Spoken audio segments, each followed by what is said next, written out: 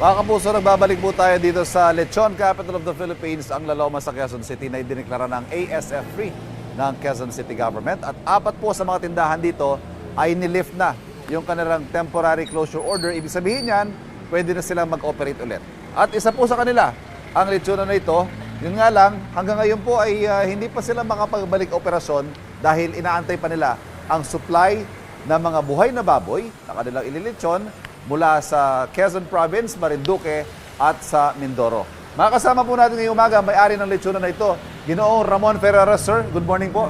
Thank you for having us. Makikiabala po kami.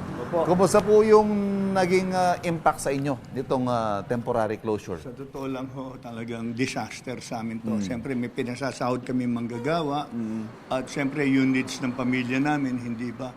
Kaya nga yung community economic concern ay talagang nasira. Yung kinagagawian namin na almost 100 years ay nahinto. Kasi nagkaroon po kami ng ASF. We abide kasi talaga naman po hindi maganda yon. So, 15 days po ang disinfection. Dumaan po kami riyan. Talagang tindahan, stockyard, slaughterhouse. Ngayon, aprobado na po kami at kumpleto na rin po ang mga legal documents And namin. the documentary requirements kompleto na? Yes, kasi meron mga ibang lechonan, kulang. Kaya hindi na ano ngayon. 3 po kaming naaprubahan at nadagdagan pa. Parang may 4 na yata. So, nag-operate kami. Kaya lang ang supply namin nagaling ng Mindoro, Quezon Province at Marinduque.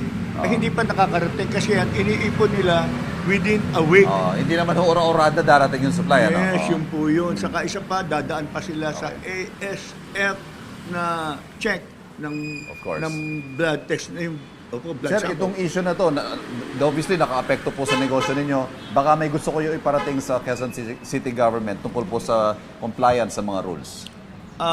Tutuusin po siyempre, ang mahalaga po sa amin ay kumita kami ito noong December.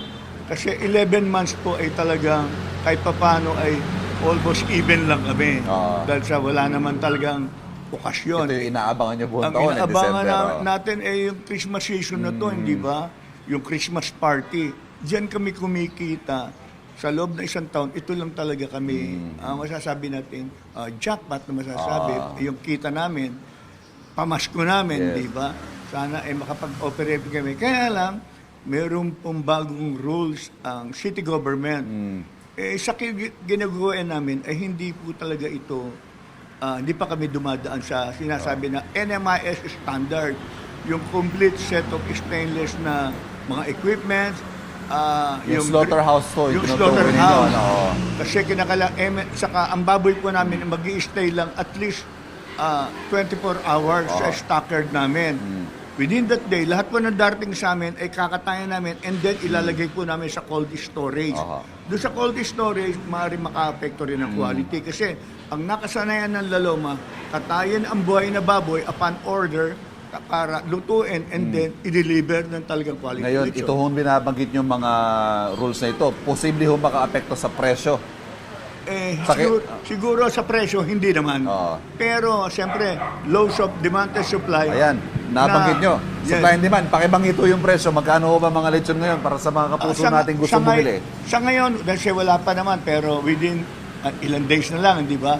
Sa ngayon pa, ang 6 to 7 kilos, kasi yan ang pinakamaliit na binibenta ng Laloma, 6 to 7 kilos sa luto, take note ha. Ibig sabihin, 15 to 19 kilos sa live weight. Ang benta namin at present ay 8,500.